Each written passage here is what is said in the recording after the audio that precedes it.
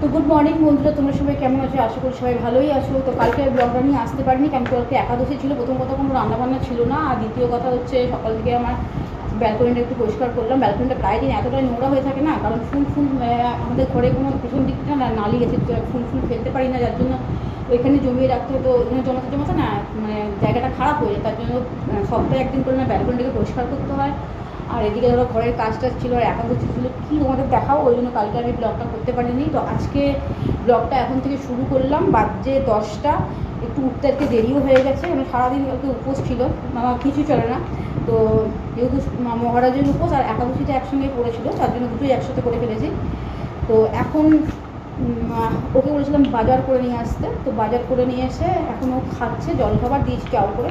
আমি এখন বারণ করলাম ওকে কচুরি খেতে, আমি কচুরি ভালোবাসি ও, কিন্তু কচুরি খেতে বারণ করলাম কারণ গরমের জন্য সত্যি খুব গরম পড়েছে। আর দেখো ফ্যান ছাড়া কথা বলতেও পারছি না।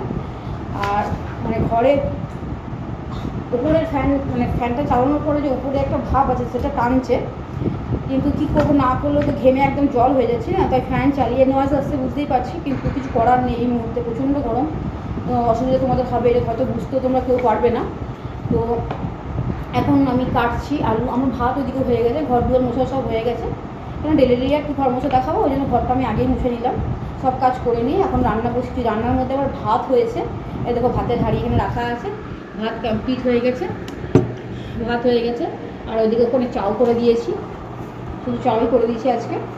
আর ওইদিকে চাটনি হয়ে গেছে, যেহেতু আজকে সেরকমভাবে কিছু বানাচ্ছি না, চাটনি হয়ে গেছে, চাটনিটাও করে দিয়ে রাখা আছে, ঢালা হয়নি। আর এদিকে মাংসের জন্য পেঁয়াজটা কেটে নিচ্ছি, আমার মুখটা দেখা যাচ্ছে না, তো মাংসের জন্য মশলাটা কেটে নিই। তো এই হচ্ছে রান্না। আর দেখি শুধু এক তরকারি ভাত, যেহেতু আমি খেতে পারি না, আমি কোনোদিনই এক তরকারি ভাত করিনি আজ পর্যন্ত, করছি যতক্ষণ না আমার শরীর খারাপ না হয় ততক্ষণ আমি নিজের কাজের উপরেই সবসময় ব্যস্ত থাকার চেষ্টা করি। তো খুব যদি শরীর খারাপ না হলে রান্না বন্ধ করি না। তো কোনোদিনই এক তরকারি ভাত বা আলু সিদ্ধ ভাত আমার খাইনি, যতটা যদি শরীর খারাপ থাকে, যদি না কোনো প্রবলেম থাকে তাহলে। তো সেই জন্য আমি এখন আপাতত মাংসের জন্য মশলাটা কেটে নিচ্ছি। আর দেখি পটল দিয়ে কিছু যদি বানাতে পারি বানিয়ে নেবো। দেখছি এখানে দেখো বরবটিগুলো না প্রায় তেমন শুকনো হয়ে যাচ্ছে। একদিন কুমড়োর সঙ্গে করেছিলাম, কিন্তু আজকে সেই কুমড়োটা না যে জুট করে করবো, তো ভেন্ডিও রয়েছে। আর দেখি পটলটা কেমন একটা লাল লাল গাছে হয়ে গেছে, ভাবছি যে পটলটাই বানিয়ে দিই। আর পটলের সঙ্গে মাংস আর চাটনি, এইগুলো আজকের মেনু। তো দেখতে পাবে তোমরা, সঙ্গে থাকো। আর 10টার থেকে এই ব্লগটা শুরু করলাম আমি। আর ওকে জলখাবার করে ভদ্র সব কমপ্লিট, মোছা টোছা হয়ে গেছে, সব করে জাস্ট এই মশলা। ও নিচে গেছিলাম জলের জন্য, জলের কথা বলতে, তো আমাদের একটু জল নিয়ে সমস্যা হচ্ছিলো আর কি, সেই জন্য নিচে একবার পাম্পটা দেখতে হলো, তো তার জন্য একটু দেরিও হয়ে গেল উপরে উঠে আসতে। আর রইল জলখাবার, তো আমার এখন জলখাবার কিছু হয়নি। আমি দেখি চা আসি না, আমার তো চাই চলে, তো চায়ের উপরে ডিপেন্ড করি, চা আর সকাল যেটা বলা, সকালে উঠে আগে ভুলে গেছিলাম আর কি, যে সকালে উঠে আগে স্নান করে নিয়েছি, স্নান করে আগে সূর্যদেবকে জল দিয়ে এলাম, যেহেতু রবিবার। তো নিরামিষ খাই না আমি, কারণ সপ্তাহে আমাকে 3-4 দিন নিরামিষ খেতে হয়। তো 3-4 দিন নিরামিষ খেতে হয়, মঙ্গলবার, বৃহস্পতিবার, শনিবার, শুক্রবার, এই 4 দিন নিরামিষ খাওয়ার পরে আর 5 দিন যদি নিরামিষ আমি খেতে পারি না, ওকে দিতে পারি। তো আমি এই সূর্যদেবকে সকালে জল ঢেলে আসলাম, ঢেলে এসে ঘরের আমার গোপালকে তুলে ওকে সেবা দিয়ে তারপরে ঘরের সমস্ত কাজ করে, তো আমার আসতে একটু দেরি হয়ে গেল। তো চলো আমাদের সঙ্গে থাকো আর দেখো আগে ব্লগটা, মানে রান্নাবান্না কী করবো সবটাই তোমাদের সঙ্গে শেয়ার করি। তো আজকে ভাবলাম সানডে, তো কী করা যায়, ভাবলাম একটা মেয়ে নিয়ে আসতাম, দেখো এক্সপার্টটা নিয়ে আসছি। তো আমি এক্সপার্টটাই ব্যবহার করি, বার্গেন্ডি।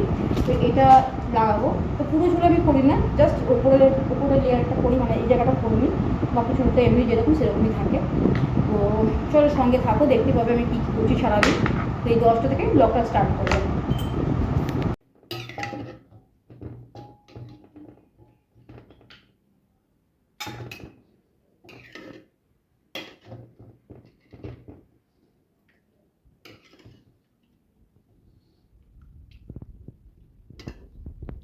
তো বন্ধুরা দেখতেই পাচ্ছ যে রান্না কমপ্লিট হয়ে গেছে, কিন্তু আমি একদম ঘেমে নেই একেবারে অবস্থা। তোমরা বুঝতে পারবে যে এটা তেল পটল নয়, অ্যাকচুয়ালি এটা রসুন পেঁয়াজ দিয়েও করেছি খানিকটা, আর সর্ষেটাও খেতে পছন্দ করে না অতটা, তো সর্ষেটা কম দিয়েছি, সর্ষে পোস্ত পটলটা অল্প দিয়েছি, আর রসুন পেঁয়াজ দিয়েই রান্নাটা করেছি। তো এখানে তেল পটল, এখানে শাক ভাজা, আর এখানে রয়েছে ভাত আর চিকেনের ঝোল, আর তার সঙ্গে রয়েছে দাঁড়াও দেখাই, যেটা সব থেকে মানুষের ফেভারিট সেটা হচ্ছে আমের ঝোল। তো আজকের লাঞ্চ হচ্ছে এটা দিয়েই, দাঁড়াও রেডি করে দিয়ে ওকে।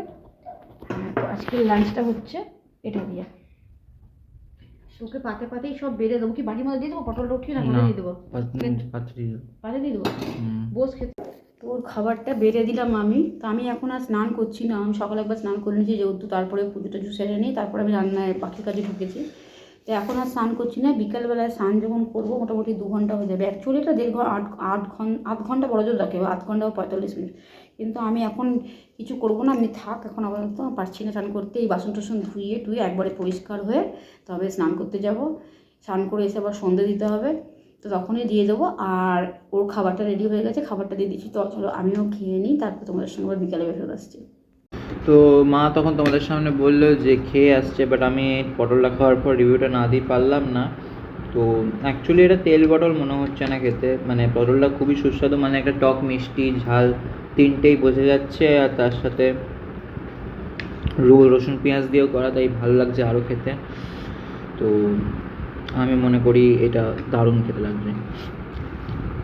এটার মধ্যে আমি পটল খাই না খুব একটা, তাও এটা খেতে পারছি, আর কালটা আরও সুন্দর হয়েছে। টক মিষ্টি ঝালের মধ্যে ওভারঅল ভালো লাগছে খেতে।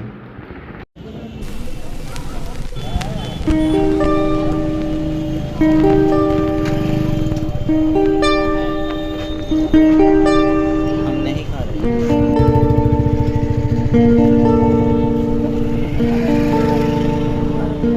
দেখ কি হয়ে গেল, ওই সামান্য চুড়িটা পরেছিলাম, এই কালো চুড়িটা তখন রিল করছিলাম না, তো কালো চুড়িটা পরে হাতের মধ্যে কেমন একটা র্যাশ র্যাশ হয়ে গেল, দেখতে পাচ্ছিস?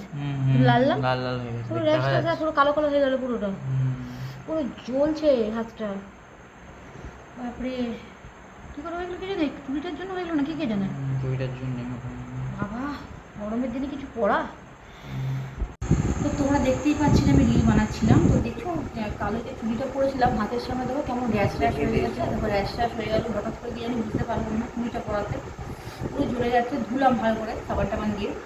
আর ভিড়টা মানে দেরি করে এটাই কারণ যে গেছিলাম একটু বাজার, কিছু কেনাকাটা ছিল, বাজার থেকে এসে ও গেল মামার বাড়ি, আর আমি করলাম ঘরে ডাইরেক্ট গোপালকে শয়ন দিলাম, শয়ন টয়ন দিয়ে এই ঝোলটাকে গরম করে তারপরে আমি রেখে দিচ্ছিলাম। তো গরম করার পরে রেডি ফেডি হয়ে গোপালকে শয়ন দিয়ে আমি রিল করতাম, আমরা রিল করতাম নামতে নামতে 9:30 পৌনে 10টা। তো আজকে দেরি হয়ে গেলো অনেকটা।